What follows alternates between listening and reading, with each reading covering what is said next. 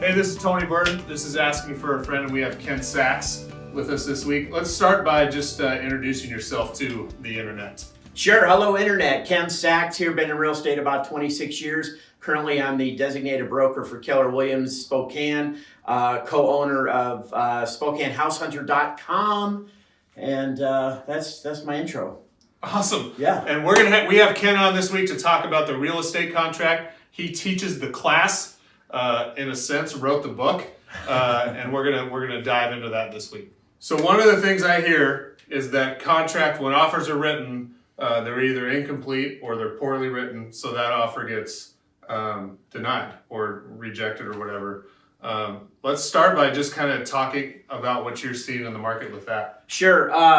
So, especially in this market, I mean, it's applicable in any market, but right now we have a seller's market. So, think if you're a buyer in a seller's market, you are in the market going, pick me, pick me, pick me, because you've got all these other buyers and you're like, no, don't pick them, pick me, pick me. So because of that, you have to have a really good, complete offer. And not only that, but you want a really good, complete offer and also proof or as much evidence as possible that I can also perform and actually buy your house. Because in this market, Tony, we're asking the seller, could you take your house off the market and show it to nobody else and keep it off the market so I can buy it? You need to have a really good offer and put your best foot forward. So things we're seeing, to answer your question, things we're seeing, maybe we're seeing that the contracts are incomplete where we don't have all the information. So what kind of financing are you getting? We really don't know. Do you have money to put down? Do you have money at all? Can you get money at all? Do we have a pre-approval letter? Now there are also more and more listing agents are putting in the instructions. We want to see this with your offer, and then we don't get it. Well, if you can't even follow my instructions, am I going to want to work with you and have my seller take their house off the market while you try to figure out like what it takes to buy a house? So you really got to come across as professional, complete, competent, and my buyer can perform. Pick us. Yeah, that's huge. I mean, the reality is as a real estate agent or realtor, your job is that's kind of the main deal of your job. Obviously, you got to show them houses and help them choose and advise and do all those kind of things. But the offer is like no one buys a house without an offer being accepted, and no realtors get paid without it being done right. So it blows my mind that I hear that that's an issue, especially in this market. Well, that's an issue, but something else that we've gotten completely away from is phone calls, talking. So if there's something in my offer that requires explanation or there's something maybe a little unconventional, don't just send it to the list agent and, okay, we'll wait to hear back. Call the list agent, start establishing that rapport, explain the elements of your contract, start building that rapport so that they begin to realize, hey, this realtor, they know what they're doing and we can work well together. We've gotten completely away. We're always on our phones, but we're not talking on them. We've gotten completely away from talking to people and communicating in that verbal sense. We've in past episodes of this show, we've had a lot of people talk about like when you're trying to get an offer accepted, calling, because it's not always like if I just offer the most money, will I get my offer accepted? Sometimes it's can I close the fastest or something. I mean, there's all sorts of different things. Right. Maybe we can find out if you're the list agent, maybe I can find out what your seller's motivations are and their big points. Maybe it's not the most money. Maybe it is a short close. Maybe it is a cash or a lot of money as a down payment because you know what? My last two offers, the appraisal came in low. I don't want to deal with that again. How am I to know that unless I call you and ask you? Yeah, it's insane. It is insane. Okay, so the incomplete offer is an issue. How might a buyer know that it's incomplete? Well, as a buyer, I would rely heavily on my real estate professional. So, actually look at the contract, actually read the contract. And in our contract, I always say we are licensed to fill in blanks on approved forms. Mm-hmm. Are the blanks filled in? because that's what we're licensed to do. So stop and look at the contract, and each paragraph has a title, and if anything sounds odd or you don't understand it, ask your realtor to explain it to you. And look at those lines. Are they all filled in? Are there any blank?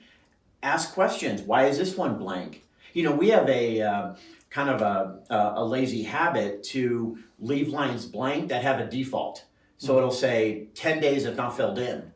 And when I teach this class, I teach fill in 10. If you want 10, fill it in, because that shows you had meaningful conversation with your client. So in my mind, we shouldn't see any blank lines. And if there are any blank lines, start asking questions. Right. Be a reader, not just a signer. Yeah, I know that there is a lot of those, like the seller concessions line that says 0 if left blank. And so just go through the contract is all you're saying, is go through the contract. If they're blanks, just say, why is this blank? That's right. And you know, so often now we're using electronic signature where you click and it just goes to the next line, to the next line. Yeah. Stop and hit the review button and read through the contract. Don't just click away and not really understand what you're signing. Yeah. But rely on your realtor to explain it to you. It's a legal contract It's a at legal the end of the day, contract. right? Like that, we got to remember that, like just clicking through that stuff, you're. What did you just promise? Yeah, yeah. Okay, so now we kind of know, they know how to get the contract filled out completely. In the contract, I know there's a bunch of timelines. Where do they need to know, and what can they be adjusted, and what are timelines that are created by the contract? Well, there's a lot of timelines created by the contract. The biggest, the starting line, if you will, the stopwatch starts at what we call mutual acceptance. Okay. Once we go back and forth and we have agreed on the final change, once I send that to you or deliver it to you, time starts. So everything is based on that date. Okay. So our timelines, one of the biggest timelines is the inspection contingency, because so many contracts are contingent on buyer performing an inspection. Well, you don't have forever to do that inspection. So once you have that mutual acceptance, not the time to go to Tahiti for 30 days. Right. We need to get things done, and we are on a timeline. So the inspection contingency is huge, and that's a big time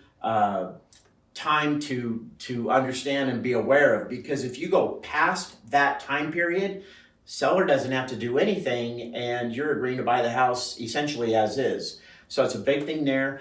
Seller is on the clock to give you seller disclosures.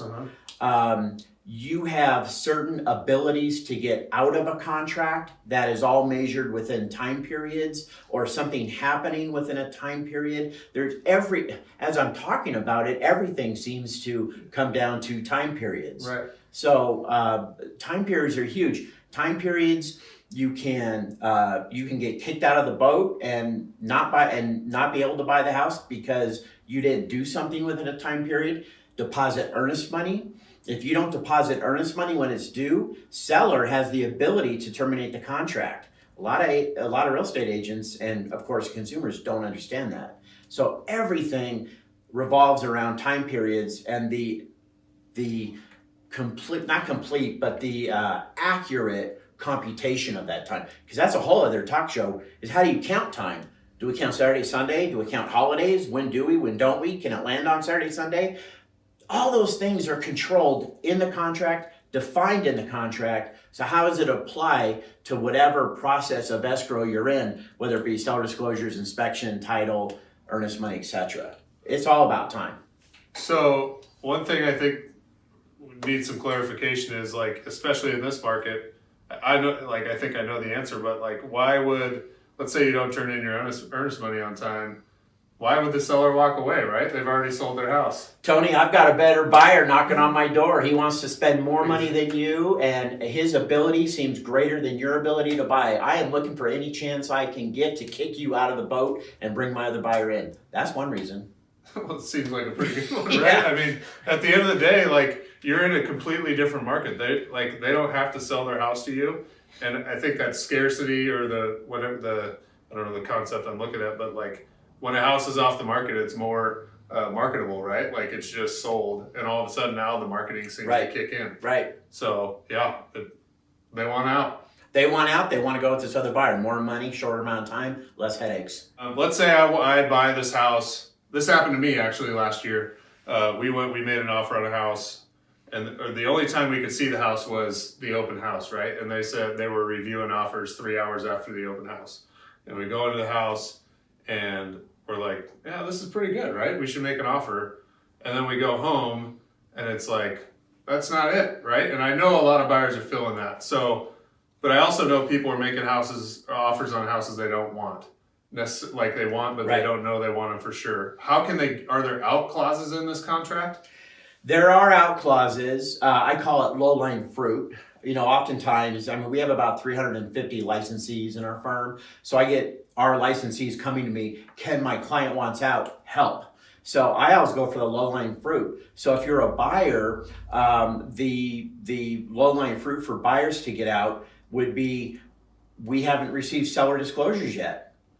In the language in the seller disclosure form, there's 3 business days that the buyer has a right to rescind the contract until the seller disclosures are delivered. So if those disclosures are not delivered, you are preserving that 3 business day right to rescind. Hey, what about a complete legal description, or as we affectionately know it as an Exhibit A? It's an invalid contract without an Exhibit A complete legal description. So, and that's an out for either buyer or seller. So low-lying fruit, my client wants out. Do we have an acknowledged complete legal description? And if we don't, you're out. Scot-free, you're out. The inspection period. So we talked about the inspection contingency. That's also an out, not for the seller, but for the buyer. And so listing agents, you have to be able to explain to your seller, because sellers think we get signed around, woo, start packing, we're out of here. Not so fast. Yeah. Because we still have to get through that inspection period, and a buyer can walk away, not be in default for disapproval of the inspection. They don't even have to do an inspection and they can get out. It is an absolute get out of jail free card. So there are lots of outs, and it's important to understand that for both buyers and sellers. On that inspection period, I know I'm seeing some people offer shorter inspection period because that's one thing that sellers like, right? Because that you just talked about why, right? That shortens the time to get out. Yes. What are your thoughts on that in terms of, as if you're a buyer, is that good or bad? Like, what do you think? What's kind of your opinion on that? And I've done that as a buyer broker in this market, where I've had a short inspection period because I know how a competent listing agent would look at that, and that would be much more appealing than a long, drawn-out inspection period. So I'm okay with it as long as you can get the inspection done within that time period. Part of the problem that makes it a double-edged sword, everybody is so busy right now. I just had an inspection yesterday, but I lucked out because someone canceled, and so I took the spot. And we were actually talking about this with the inspector I was using. So these inspectors, they can't perform miracles overnight. I mean, they need time, they're busy. And I always say, gosh, if any of these people are not busy, do you want them inspecting your house? Yeah. What's the reason they're not busy? Right. So I'm good with a short inspection period because that looks more attractive and that leads to pick me. But make sure you can accomplish the inspection during that amount of time. And I've even had inspection, I've even pre-scheduled my inspection just so with an offer, I can say, Tony, and the inspection scheduled for Wednesday. It's already done. Yeah. In hopes that you will pick me. Yeah. There's all those little things that I think A lot of little things. And it's really key no matter what market you're in, right? Because here's the market. It's the market, always will be the market. Well, every spot on this cycle has a certain set of dynamics. And so it's really key when you're working with somebody that they understand the dynamics for the market you're in. And so these are all the dynamics in this market. Yeah, awesome. So we've talked about buyers the entire time. But you did mention something about certain forms not being filled in by the listing agent, and that may cost you your home being sold. What are some of those things? That's true. So let's take the seller disclosures, for example. Now, understand, listing agents, you do not fill out the seller disclosures. So taking seller disclosures, the thing is that the state requires that sellers provide complete, accurate, and current seller disclosures. So current, meaning that they have to be on the latest revised form. Accurate, you can't lie. And complete, every line has to have a box check next to it. And that's easy because years ago, the state added an NA column. So yes, no, don't know, NA. But you have to fill it out completely. And so I always tell my sellers, look, if it doesn't apply, if the house is not on septic, that's what the NA box is for. But listing agents, you need to understand if any of those lines are blank, and they come back blank all the time. And if you don't catch it, here's the problem. You never met the requirement of providing complete seller disclosures. And recall earlier, I referenced the 3 business day right to rescind. That time hasn't started yet. You are preserving that time for the buyer. So we can go all the way 44, 45 day escrow. Sellers have relocated. And buyers wake up like, I don't know what we were thinking. We don't want to buy that house. Yeah. And then you find out through your buyer broker, oh, half of these seller disclosures, they're not even complete. We never started our 3 business day right to rescind. So now we can rescind, not terminate. We can rescind, which means unravel the contract as if there never was one. Yeah. How would you like to be the listing agent and have that conversation with your seller who now lives on the other side of the country? No, it's not exciting. Kind of conversation. I do know when we sold our house, and I've only done it once, but that thing is like there's a lot in there. So it's like, I didn't know a lot of stuff. So like that's not just get you the night before disclosure and like give it to me in a couple hours. I usually leave it behind. Yeah. And I'll say, I'll come back for that. And if you have any questions, don't ask me. I can't answer it. Ask a friend, call a lawyer, call your mom. You just don't ask me. Yeah. There is a lot of stuff. And the last question on there I love, it says, is there anything else a buyer should know? And so I think the best way to describe that is, hey, sellers, if you get through the entire disclosure and before reading that last question, you think, whew, I am so glad they did not ask me about, that probably pertains to the last question, asking, is there anything else a prospective buyer should know about this house? Yeah. That I remember filling that out, going, "What's that? Why is that there? Why? Like I don't even know if we have that." Right. And you just and there's a don't know column. Yeah, and there's a ton of that stuff on there, and you're like, now I got to go look, and that's why I'm saying it's probably not even a 1-day deal. It's probably like you have to sit down for a few hours and focus and think about it. Yeah, for sure. So where are the parts in the contract that both buyer, and we'll start with buyers or sellers, whatever you want to start with, but where they could get in real trouble if they, and for some reason it means going to court.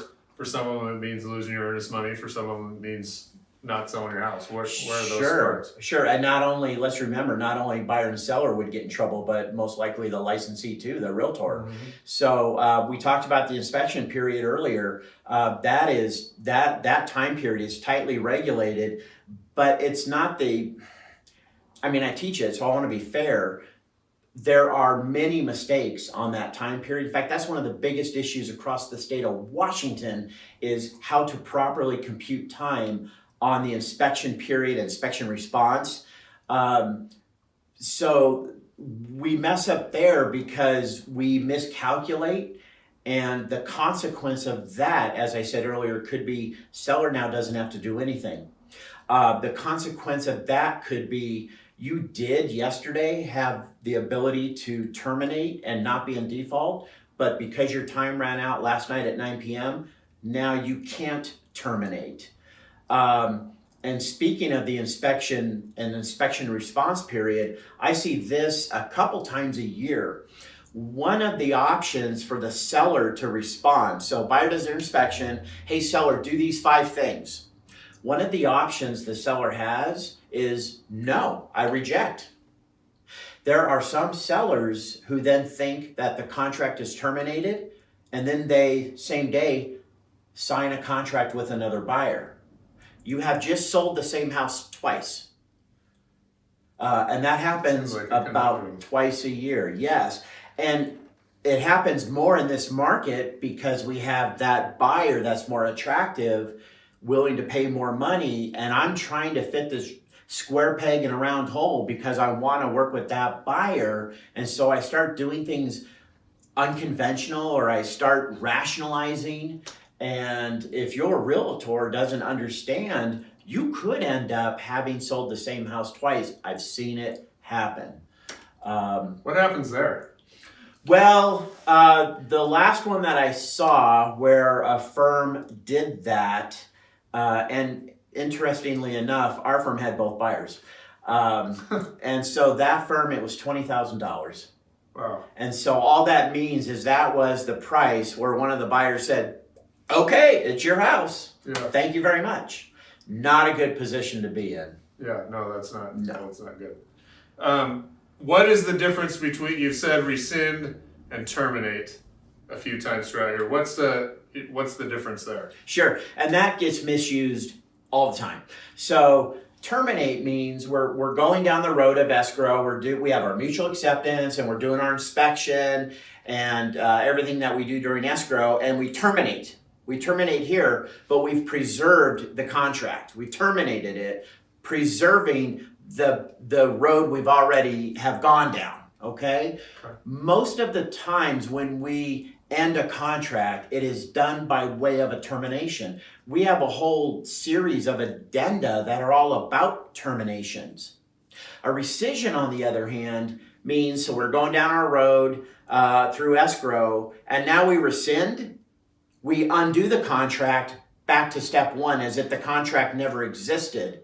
And there's really only two areas that we would be rescinding a contract, and that is the seller disclosures, as I mentioned earlier, and the other one, if the house is built before 1978, it needs what's called a lead-based paint addendum, and the lead-based paint addendum has cancellation rights right in the middle of the first page, which is similar to the seller disclosure document where the buyer can cancel the contract and they would rescind. They are rescinding based on lead-based paint. Other than those two things, we're pretty much terminating a contract.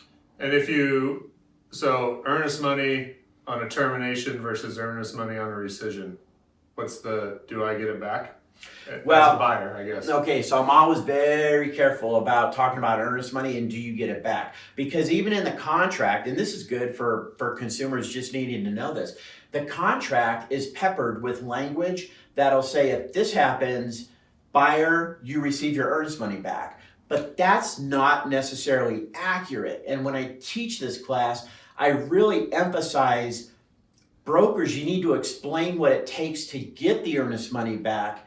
And instead of saying you're going to get it back, Tony, you may be entitled to it, or you're entitled to it, but here's what it takes to get it back. So really, earnest money is one of those, I get a little warm talking about earnest money because buyer may be completely entitled to the earnest money, completely, but the third party who's holding that earnest money, they're not going to release it unless both sides agree who gets it and how much. And that's where the rub is, because now, let's say I terminate during my inspection period. You're not in default. You're completely entitled to getting your earnest money back. But again, seller has to sign off, and seller might be upset. You kept me off the market. That was a bogus inspection. You never intended to buy my house. I'm not going to sign that. So to get earnest money back, both sides have to agree who gets it and how much. And whether it's if we're talking rescission or termination, the dynamics are virtually the same. The only time where a buyer would have a tough case trying to get their earnest money back is if they were to ever do things like waive their financing. Waive your financing contingency, which can come up depending on what you're doing. Do I have to sell a house to buy your house? Well, there's an opportunity there that I may be asked by the seller to waive my financing. So if you waive your financing, it could be tough to go back and say, I'm entitled to my earnest money, because that's controlled in the financing addendum and I waived it, so it doesn't exist. Yeah, I know that's, there's people that, unfortunately, like, in the process have, like, lost jobs and, like, you can't do that loan, right, if they can't pay for their house. And so that would be covered in the financing. Paragraph 5 says if buyer, after good faith effort, cannot get a loan, then they get a letter from their lender, and that letter is going to have certain things in there, at least about 5 things in there, to confirm that buyer did what they said they would do. I said I would make application in 5 days. Did I? Well, that letter from the lender is going to state when buyer made application. Did I have sufficient funds to close? Was it contingent on gift money from grandma? Which paragraph A in the contract says I have to disclose that. If you didn't disclose that, you're in default. Yeah. So that's how we sniff those things out to see if buyer did what they were supposed to do. Yeah, and the reality is if you can't make that 5-day application period, and you've written a pre-approval letter, that is not on you as a buyer, that's on your lender. Right. Because the reality is an accepted contract as a lender for me creates a full application. So as soon as that contract's accepted and I see the paperwork, we have a full application. Good. So we always ask, where are we going to eat or drink in town? Oh, easy. Favorite topic.